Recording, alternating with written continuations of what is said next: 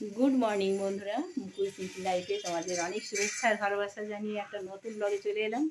তোমরা কেমন আছো? আশা করি ভালো আছো, আর ঈশ্বরের আশীর্বাদে আমরাও ভালো আছি। ঠিক আছে। আর ওয়েদারের কথা আলাদা করে কিছু বলবো না, কারণ ওয়েদার তো মানে কখনো প্রচণ্ড রোদ্দুর হচ্ছে, কখনো ছায়া হচ্ছে, কিন্তু বৃষ্টি হচ্ছে না। আলাদা করে ওয়েদারে কিছু বলার নেই, বৃষ্টি বৃষ্টি কিছু হচ্ছে না। তো যাই হোক, এখন ব্লগটা শুরু করছি আমি। সরি, গুড মর্নিং নয়, গুড আফটারনুন হয়ে গেছে। 12টা বেজে গেছে। কখন 12টা বেজে গেছে বুঝতেই পারিনি কাজ করতে করতে। তোমাদের সাথে কথা বলতে বলতে আমি বুঝতেই পারিনি যে 12টা বেজে গেছে। তো চলো, 12টা বেজে গেছে, গুড আফটারনুন। হ্যাঁ, আর স্নান পুজো হয়নি, তাড়াতাড়ি করে যাই, স্নানটা পুজোটা করে নিই।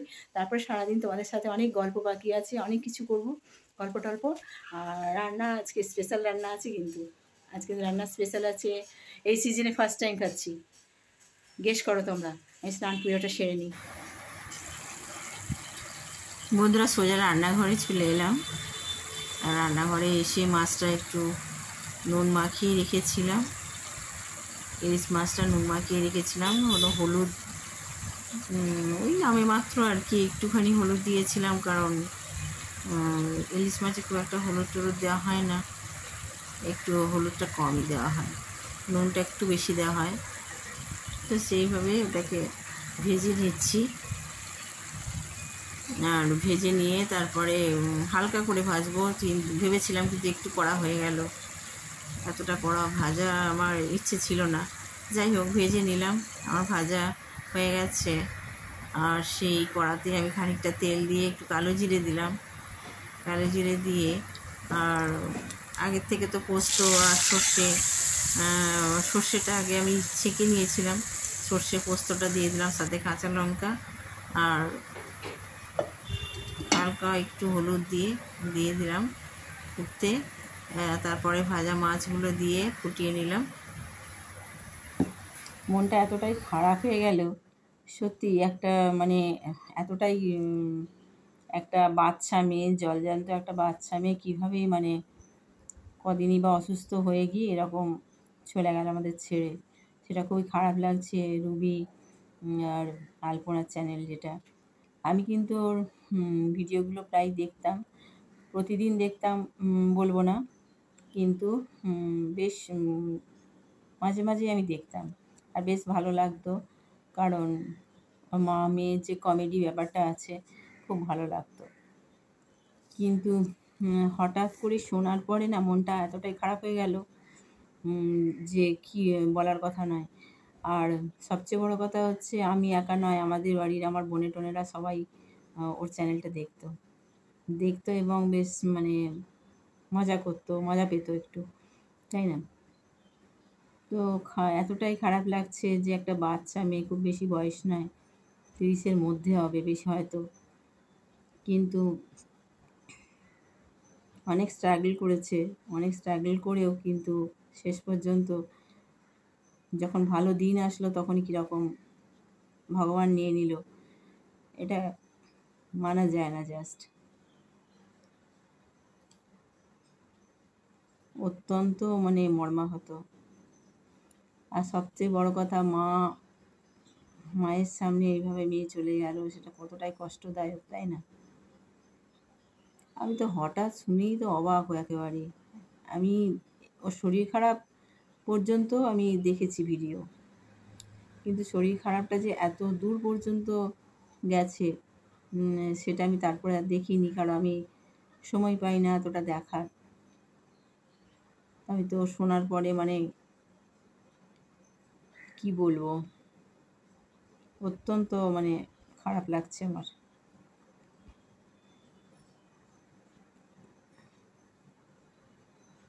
যদিও বয়সটা খুবই কম, খুবই বয়সটা কম, এত কম বয়সে চলে যাওয়া মানে মেনে নেওয়া যায় না।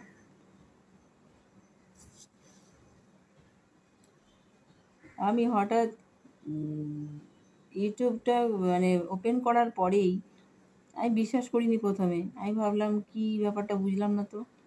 তারপরে দেখলাম যে আমাদের মধ্যে আর আলপনা নেই। আমি আবার ভেতরে গেলাম ডিটেলসে, তখন সব কিছু জানতে পারলাম। আর জানার পরে মানে আমি মাথায় হাত, আমি বিশ্বাস করতে পারছিলাম না। এই কী করে হলো এটা? তারপরে তো আস্তে, আস্তে অনেকগুলো চ্যানেল দেখলাম বা ওদের চ্যানেলেও ঢুকলাম, ঢুকে দেখলাম। তখন খুব খারাপ লাগছিল। যাই হোক, এখানে তো আর কিছু বলার নেই, করার নেই, কারোর হাতও নেই। অসুস্থ হয়েছিল, জন্ডিস হয়ে গেছিল। হিমোগ্লোবিনও ৬ মতো নেমে গেছিল। তো চলো, কিছু করার নেই, যেখানে সেখানে দুঃখ পাওয়া ছাড়া আর কিছু নেই। ঈশ্বরের হাত, তাই না? জন্ম মৃত্যু তো কারোর হাতে নেই, ঈশ্বরের হাতে আছে। হয়তো এতদিনে আয়ু ছিল আলপনার, কিন্তু মেয়েটা খুব চনমনে ছিল, বেশ এনার্জেটিক মেয়ে, মানে যথেষ্ট হাসি খুশি ছিল। চলো, পরে তোমাদের সাথে আবার কথা বলছি। মনটা সত্যিই খুব খারাপ হয়ে গেল গো, খুব খারাপ হয়ে গেল।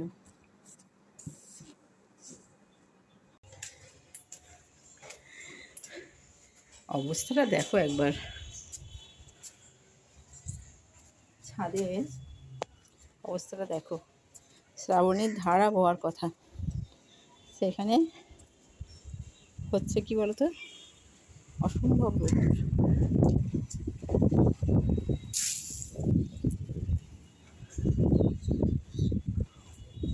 বিভৎস রোদ্দুর, মানে শ্রাবণ মাসে নিজেতে পা দিতে পারছি না, এত গরম।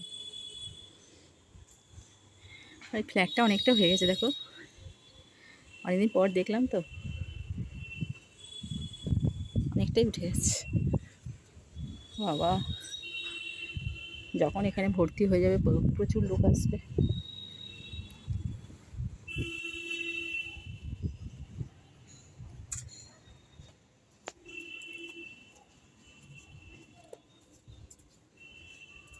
বাবা, মাটিতে পা দেওয়া যাচ্ছে না, দেখো গাছের গোড়াগুলো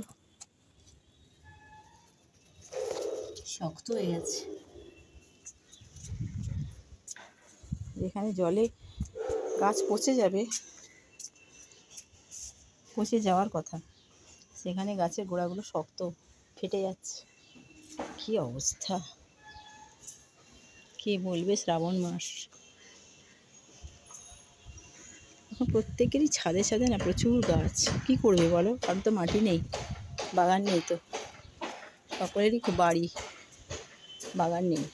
আর সে বাগান নেই বলে দেখো সব টবের মধ্যেই গাছ পোতে।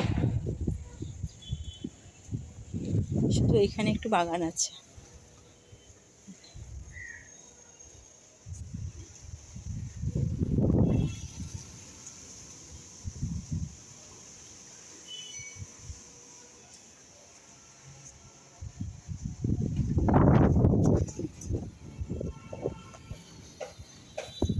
বেশ গ্রাম্য গ্রাম্য বেশ একটা ভাব আছে বাড়িটাতে।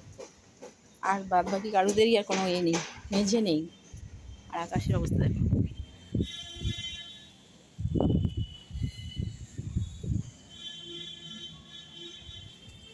দেখেছো? ঝকঝক করছে একেবারে, বিন্দুমাত্র মেঘ নেই, বৃষ্টির কোনো আভাস নেই। চলো, পায়রাদের খেতে দিয়ে দিয়েছি। রোদ্দুরে দাঁড়ানো যাচ্ছে না বাবা,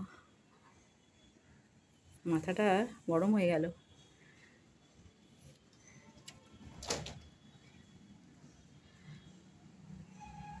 চলো, একটুখানি ছাদে এসে তোমাদের সাথে একটুখানি করে নিলাম। অনেকদিন তো ছাদে তোমাদের ওঠানো হয়নি, তোমরাও ছাদে উঠলে আমিও উঠলাম। দেখি দাঁড়াও, ট্যাঙ্কিতে জল আছে কিনা। আছে আছে, আজকে আর তুলতে লাগবে না, কালকে তুলবো। চলো তাহলে, কালকে ব্লগটা এখানে শেষ করে দিই নাকি? আবার নেক্সট ব্লগ তৈরি শুরু করতে হবে। আজকে এখানে শেষ করলাম, নেক্সট ব্লগ দেখা হচ্ছে। তোমরা সুস্থ থেকো, ভালো থেকো, সাবধানে থেকো বন্ধুরা, অবশ্যই পাশে থেকো।